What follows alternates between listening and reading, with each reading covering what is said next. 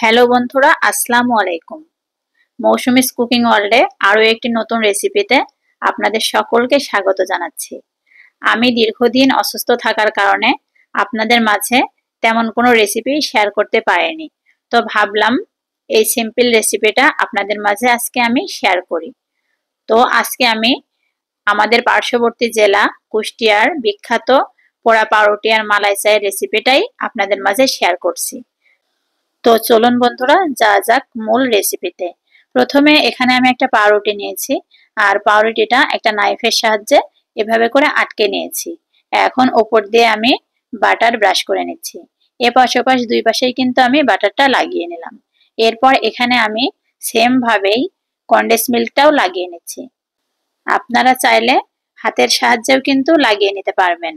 তো যাই হোক, এখন আমি ওপর দিয়ে সামান্য পরিমাণ চিনি ছড়িয়ে দিচ্ছি।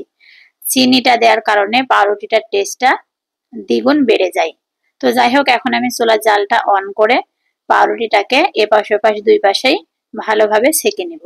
অবশ্যই কিন্তু চুলার আঁচটা একটু মিডিয়ামের থেকে লো হিটে রাখতে হবে, কারণ পাউরুটিটা ওপর থেকে পোড়া পোড়া হবে কিন্তু ভিতরটা সফট থাকবে। তো যাই হোক বন্ধুরা, এভাবে করে আমি পাউরুটিটা সেঁকে নিলাম। তো এ পর্যায়ে আমি চলে যাচ্ছি চা বানাতে। এখন চাটা বানানোর জন্য আমি চুলাতে একটা প্যান বসিয়ে দিয়েছি, আর এর মধ্যে দিয়ে দিচ্ছি 2 কাপ পানি। যে যতটুকু চা বানাবেন সেই পরিমাণ পানিটা দিয়ে নিলেই হবে। তো যাই হোক, চুলার জালটা আমি অন করে দিলাম, দিয়ে পানিটা ফুটিয়ে নিচ্ছি। ফুটন্ত পানির মধ্যে আমি 2টা এলাচ দিয়ে দিলাম, আর দিয়ে দিলাম চাপাতি। তো যাই হোক, আপনারা আপনাদের প্রয়োজন অনুযায়ী কম বেশি করে বানিয়ে নিতে পারবেন। তো এটা যেহেতু মালাই চা হবে, তো মালাই চাটা আমি বানানোর জন্য মালাইটা আগেই রেডি করে রাখছিলাম। এখন আমি এই চাটাকে 5 থেকে 6 মিনিট ফুটিয়ে নিব।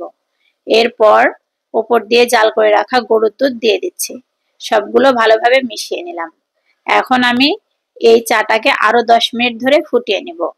যেহেতু এটা মালাই চা হবে, সেই জন্য চায়ের কালারটা যেন পারফেক্ট হয়, তার জন্য একটু সময় নিয়ে চাটা আমি ফুটিয়ে নেব।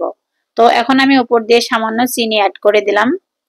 চিনিটা কিন্তু আপনারা আপনাদের টেস্ট অনুযায়ী কমিয়ে বাড়িয়ে দিতে পারবেন। এটা এমনই একটা রেসিপি যে রেসিপিটা বানাতেও কিন্তু ভীষণ ভালো লাগে, কারণ চা মানেই কিন্তু আমাদের কাছে অন্যরকম একটা অনুভূতি। আর সেখানে যদি হয় স্পেশাল এই মালাই চা সাথে পোড়া পাউরুটি, তাহলে তো জমে একাকার। তো যাই হোক বন্ধুরা, চা কিন্তু অলরেডি আমার কমপ্লিট। এখন আমি চাটাকে নামিয়ে ওপর দিয়ে মালাইটা দিয়ে দিচ্ছি।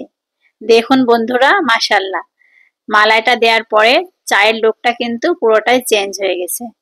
তো আমি যখন ভয়েস ওভার দিচ্ছিলাম, চাটা দেখে আমার আবারও খেতে ইচ্ছা করছিল। তো যাই হোক বন্ধুরা, এখন আমি আপনাদেরকে মালাই চা আর পোড়া পাউরুটির ফাইনাল লুকটা দেখিয়ে দিচ্ছি। দেখুন দেখতে কতটা চমৎকার হয়েছে, আর খেতেও কিন্তু মাশাআল্লাহ। এই খাবারটা এমনই একটা খাবার যে এই খাবারটা কেউই মিস করতে চাইবে না। তো আপনারা আমার এই রেসিপিটা বাসায় অবশ্যই একদিন ট্রাই করে দেখবেন। আমি আশা করছি আপনাদের মন প্রাণ ভরে যাবে। তো যাই হোক, আমার আজকের রেসিপি কেমন ছিল অবশ্যই কিন্তু জানাবেন। আজকের মতো এই পর্যন্তই। সবাই ভালো থাকবেন, সুস্থ থাকবেন। আল্লাহ হাফেজ।